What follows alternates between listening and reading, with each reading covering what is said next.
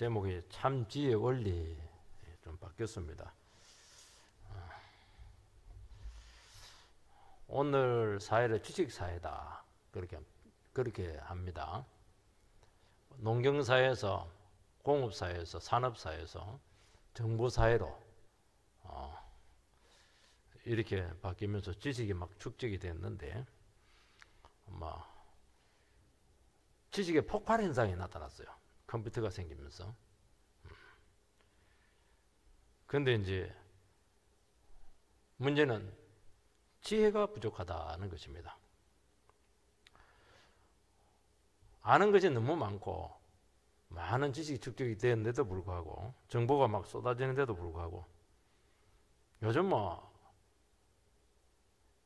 환자들이 의사보다 더 똑똑해요. 아프다 이러면 인터넷 전부 다 뒤져가지고 의사가 할 게 없어요. 너무 잘 알아가지고. 근데 치료는 안 돼요. 정작 문제는 해결 안 되고 있고 점점 현대의 문제는 더 복잡해지고 있다는 것을 이야기하는 것입니다.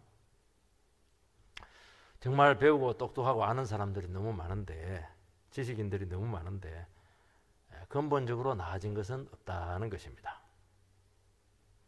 도리어 내가 전문가고 내가 뛰어나고 내가 똑똑하다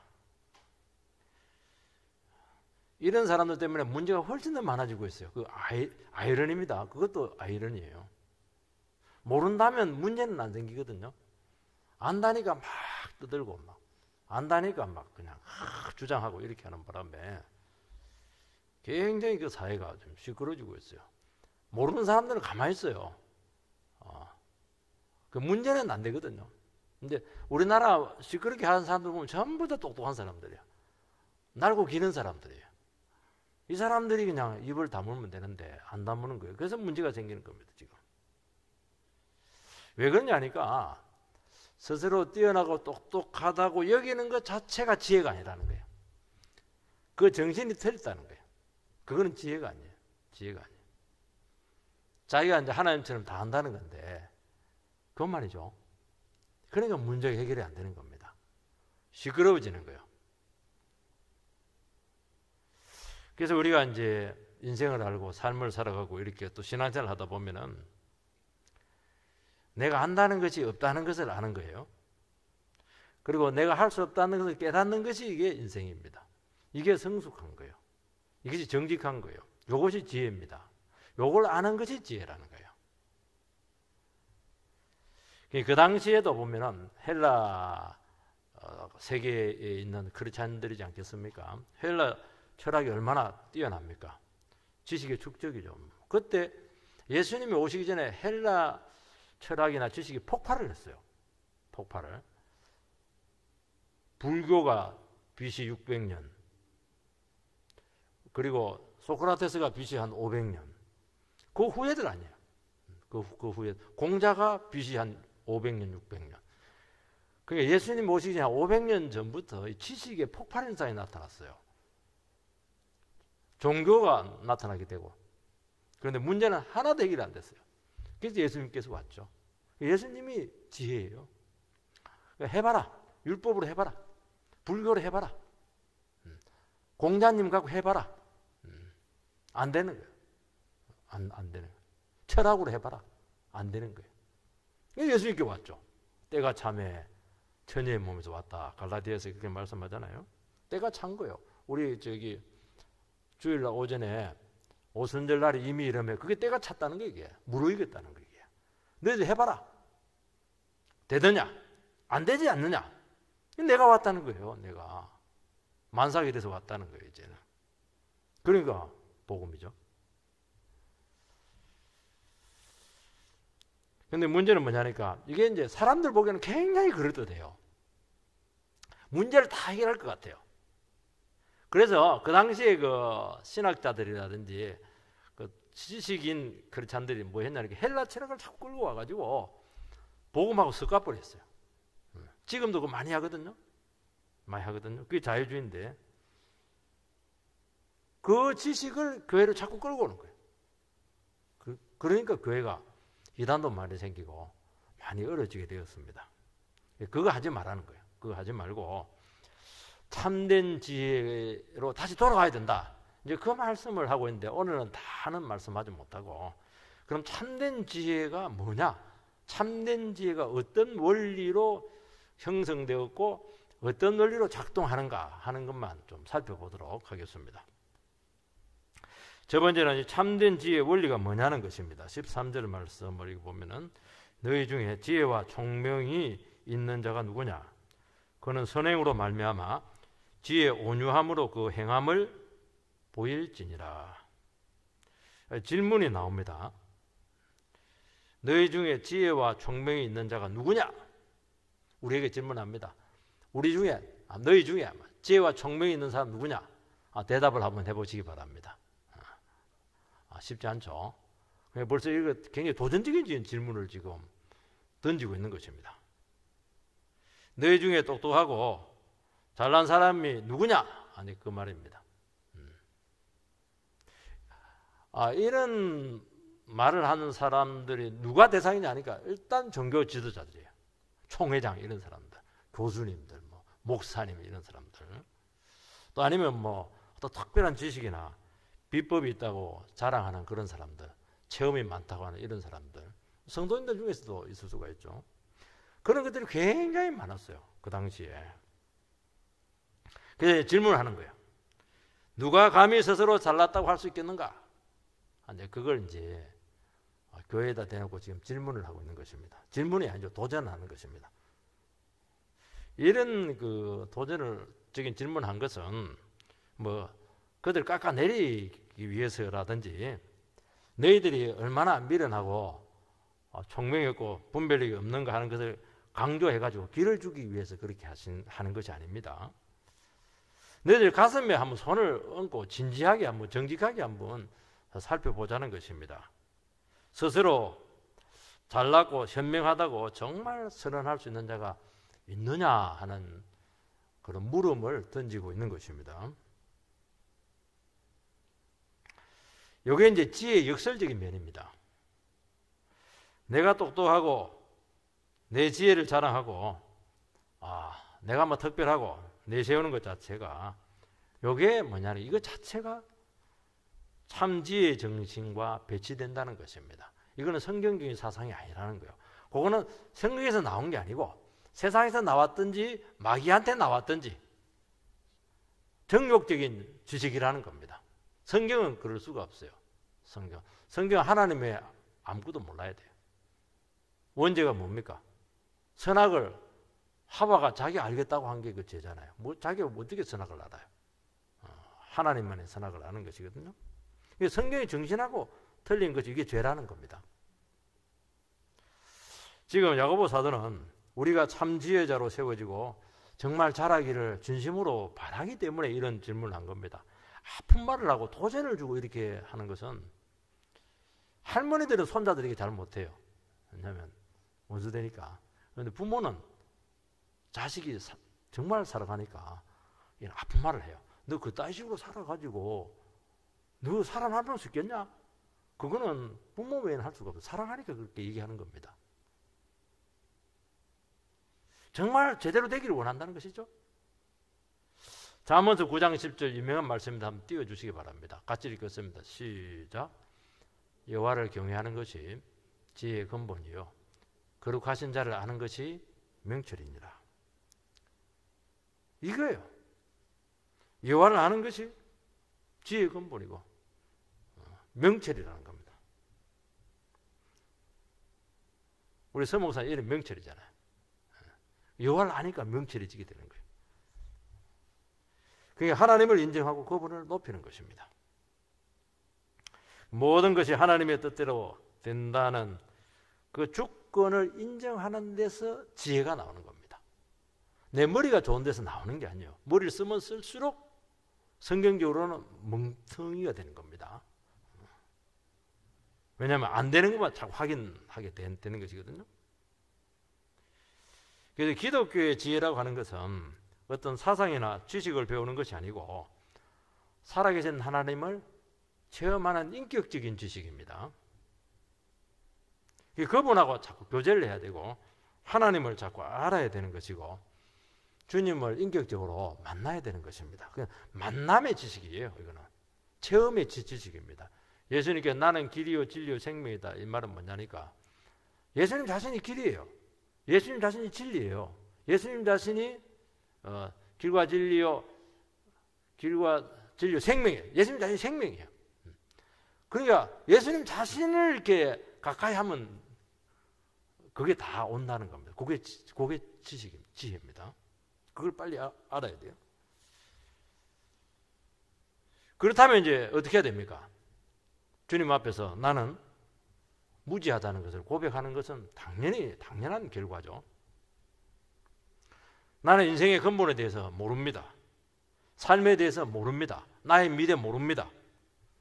나는 영혼에 대해서 모릅니다. 자식에 대해서 모릅니다. 내 운명에 대해서 모릅니다. 죽고 나서 될지 모릅니다. 몰라야죠. 안다니까 문제가 되는 것입니다. 어설픈 지식이 선무당이 사람 잡는다고 어설픈 지식이 인생을 망치게 한다는 것입니다.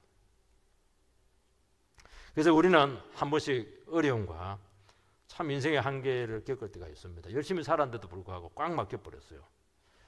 그때 이제 제일 무엇을 많이 느끼냐니까 내가 몰라도 왜 이렇게 모를까? 왜 이렇게 멍텅구리야? 자꾸 머리를 때리고 이렇게 합니다. 대책이 없으니까요. 그래서 야고보서 1장 5절에 보면 내가 어려움을 만나거든 지혜의 부족을 느끼거든 후히 주시는 그분에게 구하라는 겁니다. 그러면 주시겠다 말씀하십니다. 지혜라고 하는 것은 하나님께로부터 오는 것이에요. 언제 되게 구하냐? 내가 똑똑하고 내가 알고 있으면 안 구하죠. 내가 모른다는 것이 드러나게 되었을 때 그때 하나님께 구하게 됩니다. 그러면 반드시 주신다는 것입니다. 그러니까 정말 지혜로운 사람은 누구냐? 나는 너무 몰라요. 나는 교회도 모르고 막 아무것도 몰라요. 성경도 모르고 막 몰라요. 그러니까 자꾸 가르쳐 주죠. 그게 기도하게 되는 것입니다. 그리고 하나님의 말씀에 귀를 기울이는 것입니다. 내가 아는데 왜 하나님의 말씀에 귀를 기울여요? 모르니까 자꾸 귀를 기울이거든요. 혹시 오늘 주님께서 나에 대해서 어려운 문제에 대해서 뭐라고 말씀하실까? 듣게 되고 그거 가지고 기도하게 되고 그 지혜가 오게 되고 능력이 오게 되고 문제가 해결이 되잖아요. 아니 문제가 해결되지 않는 지식이 무슨 소용이 있어요? 머리만 아프고 시간 낭비죠. 한 달도 안 됐을 겁니다. 아마 그 고인이 된 이어령 씨, 그 장관까지 하신 분인데요. 그 딸이 이제 이민아 목사입니다. 그 간증이 아주 유명하죠. 아버지가 너무 똑똑한 게 문제였어요. 그러니까 막 얼마나 스트레스가 많았는지 몰라요. 이대에 나오고 미국에 가서 이제 검사도 되고 변호사의 길도 그렇게 잘 나갔습니다. 잘 나갔어요. 또 결혼도 잘했습니다. 지금도 살아있던 그 이혼한 그 남자가 유명한 소설가고 지금 정치가로 있었는데 이혼을 했어요. 예쁜 영화배우하고 결혼한다고. 내 아들 키우게 되는데 장남은 죽고 차남은 이제 자폐증이 걸려 있습니다. 암이 걸렸는데 4번 수술을 합니다. 그리고 하나님을 경험합니다. 이렇게 똑똑한 여성이 요 정도 되니까 하나님을 경험해요. 얼마나 똑똑해요. 이 여성을 누가 감당하겠어요. 근데 요때 이제 자기가 무지를 고백하는 겁니다. 성령 체험하고 목사까지 되죠. 이 사람이 뭐라고 고백하냐니까 내가 아무리 해도 안 된다, 안 되더라는 겁니다. 부부 생활도 안 되고 자식도 안 되고 되는 게 하나도 없더라. 내 병도 안 되고 아무것도 안 되더라는 거예요. 진짜 그걸 알았다는 거예요. 이렇게 의학이 발달하고 문명이 발달하고 학문이 발달했는데 할 수 있는 것이 아무것도 없더라. 이제 그 얘기를 합니다. 내가 할 수 있는 것이 아무것도 없다. 그때 성경의 눈에 들어오다는 겁니다. 성경을 보니까 하나님은 다 하더래요. 홍해도 가르고 만나도 내리고 병자도 고치고 다 하더래요. 하나님은 다 하시네. 나는 하나도 못하는데. 그러면서 세상 지혜가 바닥난 곳에서 하나님의 지혜와 능력을 체험했다. 그렇게 고백을 합니다. 이게 지혜예요. 이게 지혜입니다. 이게 똑똑한 거예요. 잘나가지고 막 잘 살았으면 그거 어떻게 하려고 그래요? 지옥 갔죠. 뭐. 그 아버지 이여령 교수는 이제 자타공인 최고의 지성인인데 불가제론자입니다. 저도 책을 많이 봤어요. 진짜 똑똑해요. 신의 존재를 믿지 않습니다. 근데 자기가 사랑하는 딸이 저렇게 불행하게 된 겁니다. 근데 문제는 그 딸에게 해줄 수 있는 것이 아무것도 없다는 무력감을 느끼기 시작합니다. 이제 딸이 이제 갑상선암이 재발이 되면서 실명을 해요. 완전히 눈이 갑니다. 그때 이제 뭐라고 이 사람이 하나님 앞에 기도라기보다 다짐을 했던 것 같아요. 제 딸에게 시력이 회복이 되면은 내가 하나님의 존재를 믿겠다. 그렇게 합니다. 근데 기적적으로 망막 박리 정세가 사라졌다. 그건 기적이었어요. 완전한 기적이었어요. 그러고 나서는 소문내지 마라. 나같이 인문주의자가 이거 했다 이러면 완전히 핍박 나오고 완전히 학교에서 도태된다 이래가지고 했는데 결국에는 세례받고 예수 믿고 92세로 천국 갔습니다. 지금 사도가 말하고 있는 것이 바로 이 문제입니다. 성경적인 지혜, 참지혜라고 하는 것은 내가 얼마나 똑똑하고 지식이 많고 배움이 많고 박사학위 몇 개 가지고 있고 그게 아니라는 거예요. 너 마음과 양심에 한번 도전을 해보자는 거예요. 너희 중에 똑똑하고 총명 있는 사람 누구냐? 너 가슴에 손을 넣고 한번 양심에 내가 한번 질문해 보자는 겁니다. 그러면 뭐가 나오는 것입니까? 내가 아무리 지혜가 있더라도 나는 너무너무 멀었구나 하는 것을 인정하지 않을 수가 없다는 것입니다. 아무리 교육학을 많이 배워도 내 자식 하나 이거 바꿀 수가 없어요. 다스리지를 못합니다. 저는 한 번씩 신방 다기도 하고 이게 성도님들 보면 자식의 문제로 고통스럽지 않으면 남편의 문제로 고통스럽고 시댁의 문제로 고통스럽고 반드시 뭐가 하나가 있어요. 그런 게 예수 믿었어요. 진짜 전부 다 100% 잘 나가면 예수 안 믿습니다. 반드시 치명적인 문제들이 하나가 있어요. 그것 때문에 하나님을 의지하는 거예요. 그게 지혜라는 거예요. 그게 자식은 기도로 키워야 되는 것이고 우리 인생은 기도로서 세워져야 된다는 것이 그 중심으로부터 고백이 나오는 것입니다. 그래서 우리 인생에서는 모든 것이 다 막히고 불가능한 상황까지 내몰리게 되었을 때 우리는 그때 어쩔 수 없이 기도를 합니다. 기도 좋아서 하는 사람 누가 있어요? 어쩔 수 없이 기도로 내몰리는 것입니다. 그런데 기도하면 순식간에 그냥 즉각 풀리고 회복이 됩니다. 이게 하나님의 지혜입니다. 이 지혜를 가져가는 겁니다. 우리 교회 집사님인데 너무 힘들어가지고 앞에서 그냥 엉엉 울었대요. 그냥 눈물 콧물 다 흘리면서 너무 답답하고 힘들어가지고 그 다음날 문제가 싹 다 해결됐답니다. 그래서 사장이 찾아가니까 굉장히 신앙이 좋은 집사님이셨는데 자기는 기도를 했는데 하나도 안 되더라는 거예요. 그래서 이 집사님이 그랬대요. 왜 기도했는데 하나도 안 되냐고. 다 되는데 내가 당신을 만나는 것 자체가 하나님께서 지금 역사하고 있는 것이라고 그렇게 했어요. 그래서 간절히 기도를 하시라고 그렇게 했는데 이 사람이 간절히 기도하고 안 되더라는 거예요. 그래서 아주 유명한 말을 해줬답니다. 제가 듣고 봐도 아주 얘기를 잘 했더라고요. 중심으로 터져 나오는 기도를 해야지. 그냥 그렇게 하면 되냐고. 죽기 살기로 중심에서 터져 올라와야 되지. 기도가 그게 나는 죽었다 생각하고 그게 터져 나와야 되지. 그런 식으로 기도해가지고 하니까 안 되는 거 아니냐고. 굉장히 집사님이 우리 교회 집사님이신데 참 귀한 고백이었습니다.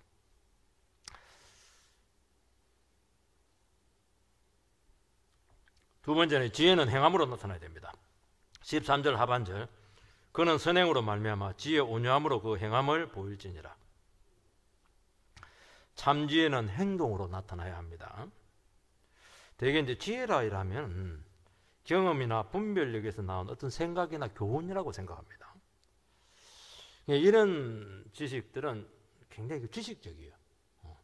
지식적인 경우가 많아요. 야고보스의 그 지혜라고 하는 것은 어떤 지적 사고의 틀에 박힌 것이 아니고 실천입니다. 실천. 야고보는 행동이잖아요. 우리가 주님을 믿으면 성령으로 거듭나게 되고 삶의 근본적인 변화가 일어나게 되고 옛 그 정욕적인 옛 옷을 벗어버리고 주님이 주시는 의의 새로운 옷을 입습니다. 새 본성을 입게 되는 것이죠. 그러면서 경건과 거룩의 삶이 나타나는 것입니다. 그리고 이제 하나님의 말씀을 깨닫고 자꾸 성숙해지면서 전 삶에서 우리의 그 갱신이 나타납니다. 그러면서 무슨 일이 생기냐니까 말과 행동이 일치하기 시작해요. 우리 세상 가면 제가 자꾸 세상은 전부 다 거짓말이다 하는 이유가 뭐냐니까 본성 자체가 뭐 거짓말 그런 것도 있겠지만은요. 세상적으로는 거짓말 할 수밖에 없는 겁니다. 참말은 누가 참말입니까? 하나님이 참말이에요. 하나님을 인정하지 않는데 어떻게 정직할 수가 있겠어요?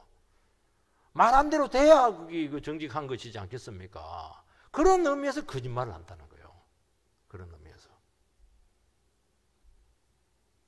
우리가 신앙이 자라고 영적으로 성숙해지고 이렇게 하면은 다 아닌데 말이 맞아 들어가기 시작해요. 그게 얼마나 위대한 것인 줄 아십니까? 세상 사람들은 이런 말을 해요. 생각만이라도 바르게 하는 게 중요하지 않아요. 그것도 뭐 중요하죠. 그렇지만 그거는 사실은 변명입니다. 변명이에요. 그 생각도 맞는지 틀린지 알 게 뭐예요. 그 생각대로 안 됐는데. 지혜라고 하는 것은 반드시 행동으로 보여져야 된다는 거예요. 나타나야 된다는 겁니다. 입으로만 똑똑하다고 하는 사람들이 항상 문제거든요. 그 입이라도 다물면 문제는 되지 않거든요. 입을 벌리는 바람에 온갖 군데 다 들추져 나가지고 난리를 지기는 겁니다. 그래서 우리나라가 이렇게 어려워지는 것입니다. 하나님의 말씀 의지하고 신실하게 공동체에 포함되어 있으면 반드시 복을 주신다. 저는 이게 목회관이잖아요. 제가 6년 목회인데 뭐 신방을 해보니까 다 나타나요 지금. 얼마나 감사한지 모르겠어요. 말하고 맞아야죠. 결과가 맞아야죠.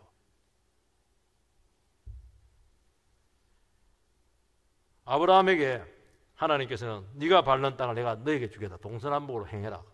그렇게 했는데 땅 주겠다는 거야. 땅 한 평 없는데. 지금 아들 하나도 없는데 애 낳을 수도 없는데 네 자손이 하늘의 별처럼 바다의 모래처럼 그렇게 영광스럽고 많아지게 될 것이다. 아니 그거 어떻게 믿어요? 그거. 근데 애 못 낳아. 그게 맞는 말이죠. 뭐. 정말 불가능한 일이지 않겠습니까? 정말 이해할 수 없는 약속이에요. 근데 그것을 믿습니다. 그게 지혜라는 거예요. 그대로 됐잖아요. 그대로 된 게 지혜라는 거예요. 아니 그대로 안 되는 거 그건 거짓말이죠. 그거는. 그 산상설교에 하나님 뜻이면 예, 하나님 뜻이 아니면 아니요. 그 두 가지만 하지. 거기서 더 나가는 것은 죄라고 얘기했습니다. 우리는 예, 아니요. 진실이면 예, 진실이 아니면 아니요. 그 말만 하면 돼요. 원래는. 설명이 많은 것은 이거는 아니라는 거예요. 이게. 여러분 그래서 하나님 말씀이 비전이라는 겁니다. 우리는 비전 이렇게 하는데 자기 욕심일 가능성이 많거든요. 나는 이런 비전을 가지고 있어. 그거 네 맘대로지 그거야. 그거 네 욕심 아니냐는 거예요. 비전이라고 하는 건 반드시 되는 것이거든요. 하나님 뜻대로. 하나님의 말씀이 비전이에요. 말씀. 그게 비전하고 그 환상하고 똑같은 말이에요. 그 환상이 그 말씀이잖아요. 구약의 말씀이거든요. 말씀이 비전이에요. 말씀을 믿으면 결과가 나타난다는 겁니다. 여러분 우리가 말한 대로 되면 문제가 될 거 하나도 없습니다. 그런데 문제는 인생은 말한 대로 안 되는 겁니다. 우리가 옳다는 것을 정당한 것을 몰라서 못하는 게 아닙니다. 안 되는 겁니다. 말로 되는 게 아니라는 거예요. 삶이라는 게. 결국 되게 하시는 분은 하나님이십니다. 그러니까 우리가 행동으로 결과로 나타나지 않은 것은 두 가지입니다. 말씀을 믿지 않았든지 하나님을 의지하지 않았든지 자기 생각, 자기 정욕, 자기 욕심대로 나온 것입니다. 나중에 보면은 세상적이고 마귀적이라고 정욕적이라고 그렇게 얘기합니다. 그게 세상 지혜라는 거예요. 세상 지혜도 참 유익한 거 많거든요. 그런데 근본적으로 들어가면 세상적이고 마귀적이고 정욕적이라는 거예요. 이게 완전히 딱 주력을 내려버렸어요.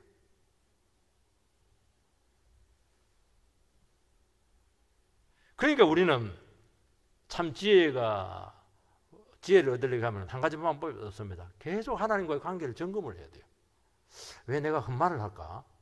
나에게 이게 이루어짐의 역사가 안 일어날까? 굉장히 중요한 질문이잖아요. 나는 안 되는데 하나님은 되게 합니다. 왜냐하면 하나님은 살아계시기 때문입니다. 하나님은 어제나 오늘이나 동일하시고 두말하지 않아요.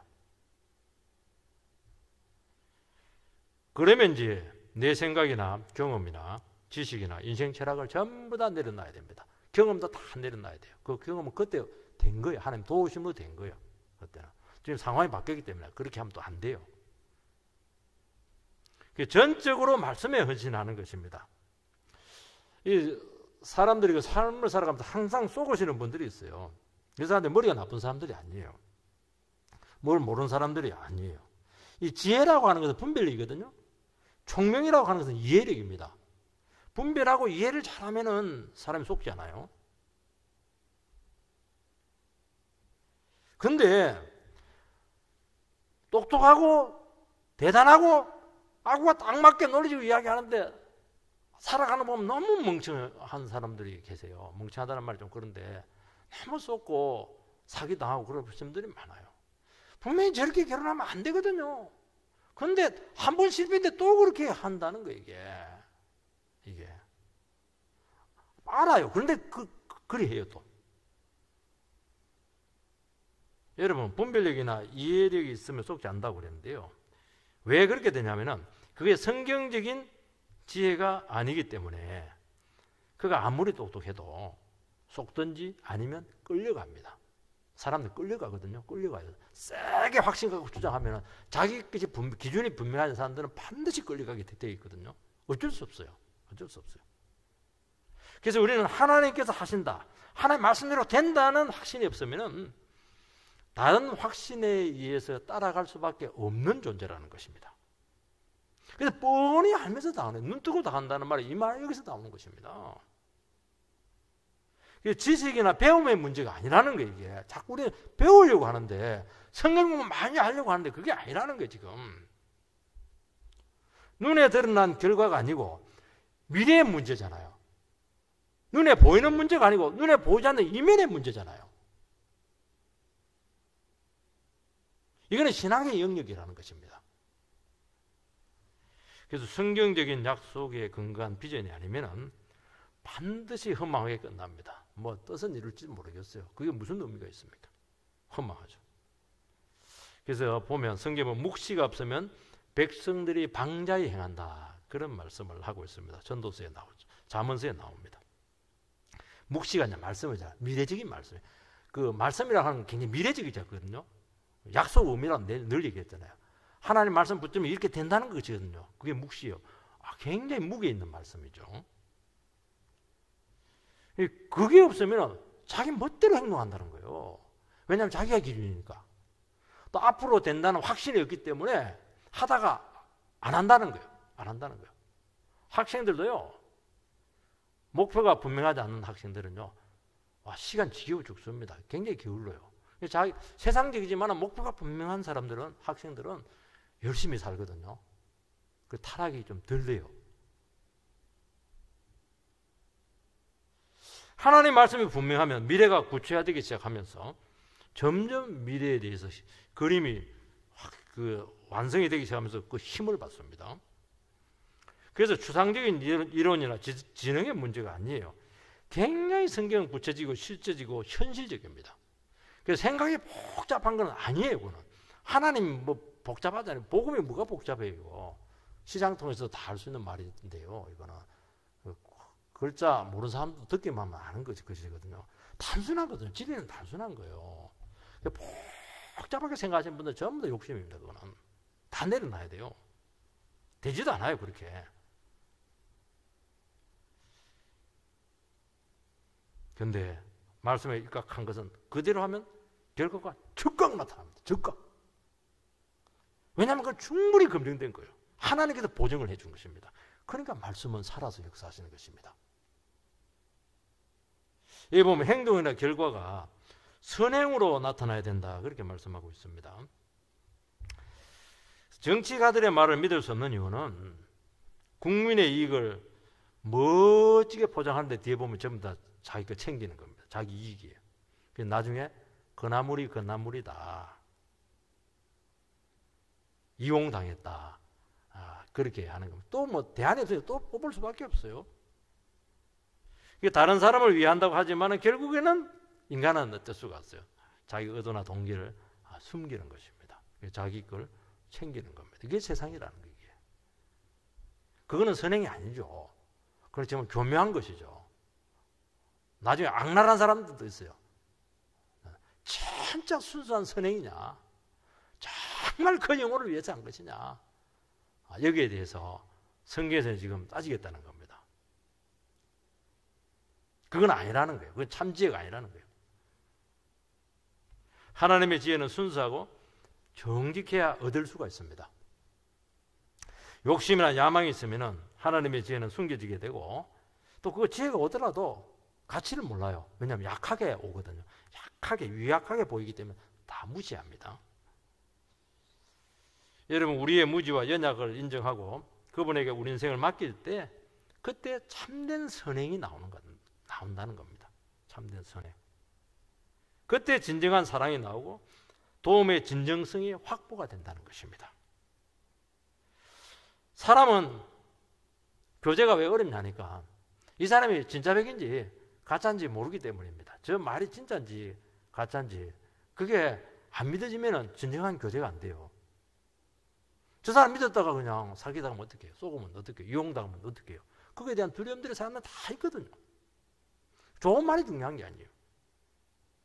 사람들은 진짜 선행한 사람인지 착한 사람인지 반드시 확인을 하게 되고, 그 확인이 되면 마음의 문을 열고, 확인되지 않으면 마음 문을 안 엽니다.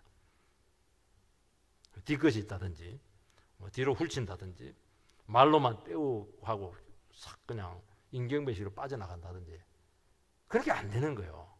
신뢰가 안 쌓이는 겁니다. 좋은 일이 안 일어나죠.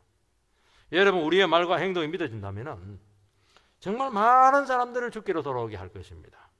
그리고 우리에게는 그 산적한 문제들이 정말 비용 안 들고 전부 다 해결될 수 있습니다. 이게 안 되잖아요.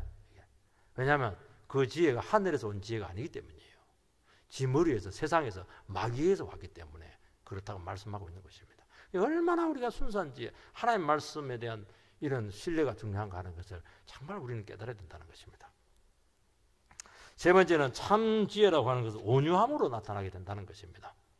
폭력적으로, 강압으로, 아니면 뭐 이렇게 나타나지 않아요. 지혜의 온유함으로, 겸비의 정신이거든요. 지혜의 기본적인 자세는 겸비함, 겸손함이죠. 그래서 다투거나 오만함으로 나타나거나 자기 주장을 한다거나 고집을 자꾸 부리는 그것은 하나님의 지혜는 아닙니다. 그건 아니에요. 그럴 수가 없어요. 하나님 지혜는 절대로 그럴 수가 없어요. 예수님께서 막 사람들이 막 모함하고 이렇게 할 때 막 같이 돌 던지게 했나요? 십자가에 달려버렸잖아요. 그게 온유한 것이죠. 뭐.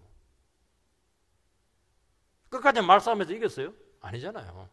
도망가 버리잖아요. 그게 온유한 것이고 겸비한 것이지 않겠어요? 자기는 막 뽐내는 게 뭐, 그 지식가가 뽐내는 게 어디에 있습니까? 자꾸 숨기죠.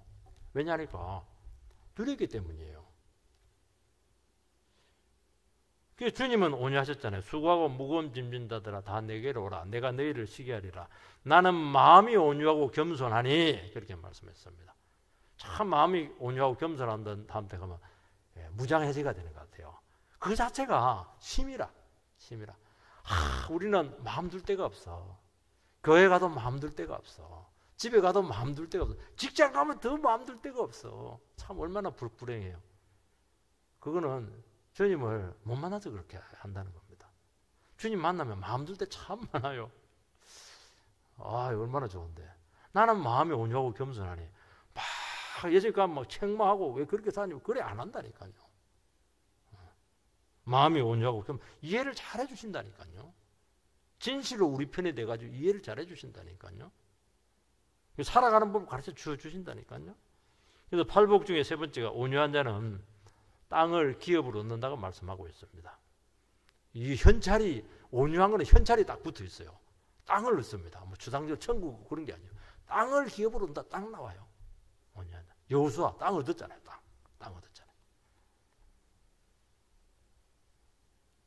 온유는 자연적인 성품이 아니고 참지에서 온다는 것입니다. 참지혜는 하나님의 뜻대로 된다는 것을 믿는 것이 참지혜지, 유약하다든지 뭐 표리 부족하다든지 마음이 뭐 부드럽다든지 그게 아니에요. 아이고 마음 부드러운 사람 중에요. 속으로 막 능구리가고 정말 뗀뗀한 사람들 더 골치 아파. 도리어 성질 팍 내는 사람이 낫다니까요. 뒤끝이라도 없지.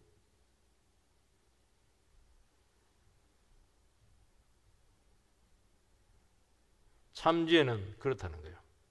그래서 인간의 의도나 뜻대로 되는 것 아니라는 것을 아는 것이 온유한 것입니다. 그러면 이제 하나님을 자꾸 앞세우게 되고 자기 자신을 뒤로 위치시키고 자기를 주장하지 않아요. 여기서 실제적인 영적인 능력이 나온다는 겁니다. 그게 온유는 하나님을 내 앞에 앞세우는 능력, 이게 온유입니다. 모세가 온유했죠. 지면에서 모세보다 온유하며 성한 사람이 없다고 얘기했습니다. 그래도 한번 이제 성질을 냈어요. 이 사람은. 이스라엘 백성들이 얼마나 원망만 해요. 문제만 생기면 막 대들고 들이받고 한 거 하고. 그럴 때마다 모세는 기도하고 도망가고 막 그냥 당해주고 막 자기를 죽이고 이렇게 합니다. 그게 온유하다는 거예요. 온유하다는 거예요. 한 분은 자기 누이하고 고라 자손들이 막 합쳐 너만 대장하냐? 대장 돌아가면서 하자. 리더십에 대한 도전을 했죠. 그런데도 모세는 직접 상대하지 않습니다. 이것들이 봐라. 겁도 없네. 위아래도 없어? 그렇게 하잖아요. 하나님께 그것도 맡깁니다. 그리고 하나님께 시시비비를 가려달라고 그걸 기도하죠. 하나님께서 시시비비를 가려가지고 심판하죠. 그럼 모세의 리더십은 더 견고하게 세워지게 되었던 것입니다. 여러분, 고통스러운 상황에서 모든 것을 하나님의 판단에 맡길 수 있는 능력, 이것이 온유한 것입니다. 우리는 안 그렇잖아요. 내가 그냥 판단 다 해버리거든요. 내가 형벌 다 내리고 내가 결론 다 내리는 거예요. 그거는 완악한 겁니다. 온유한 게 아니에요. 그게. 인격 모독을 당했어요. 억울한 처지에 빠졌습니다. 그럼 원수를 갚아야 되는데 원수를 갚지 않고 하나님께 맡기는 거예요. 그러면 뭐가 나오냐? 그 영혼에 대해서 자유해지게 돼요. 그리고 내가 그 영혼을 용서를 하면 은혜가 임하는 거예요. 이게. 그게 온유한 거예요. 막 억지로 잡는 게 아니에요, 이게. 온유한 거. 하나님을 그 상황에 아주 억울하고 힘든 그 아주 고통스러운 상황에 하나님을 자꾸 앞세우는 거예요. 그게 온유하다는 거예요. 온유하다는 거예요.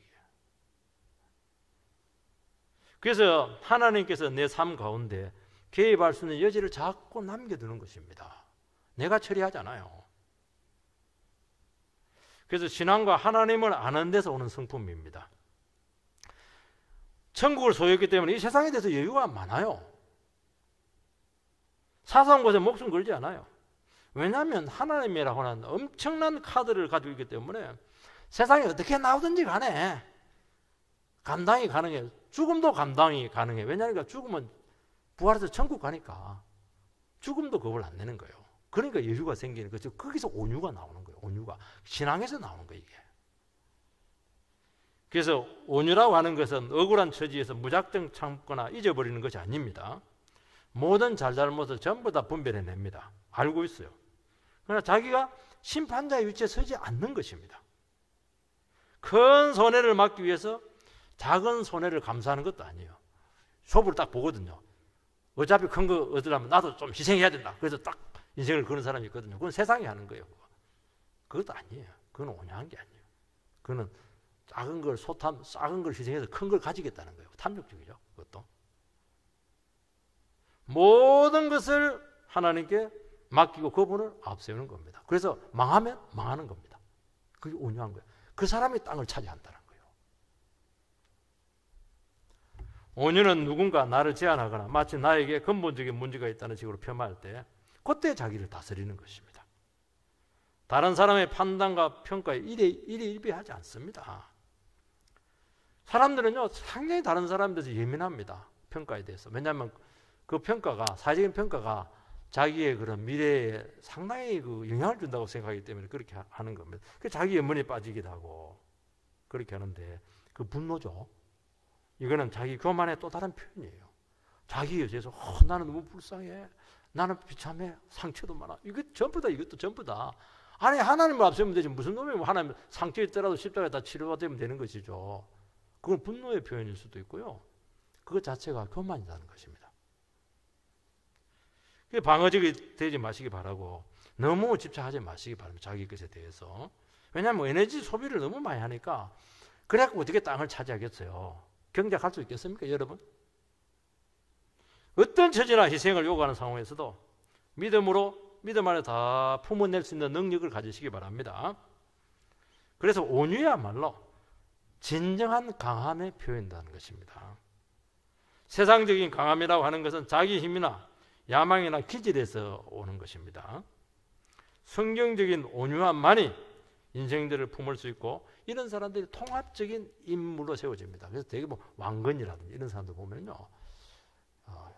걔는 이런 사람들 굉장히 좀 포괄적이에요. 보면 아들도 죽여버리는데 왕건 보면 이렇게 영화 같은 거 보고 이렇게 하면 확실히 그 전체를 아우를 수 있는 능력을 가지고 있어요. 그런 사람들이 되게 통합적인 인물이고 그런 사람들이 온유한 사람이고 그런 사람이 나라를 차지해요.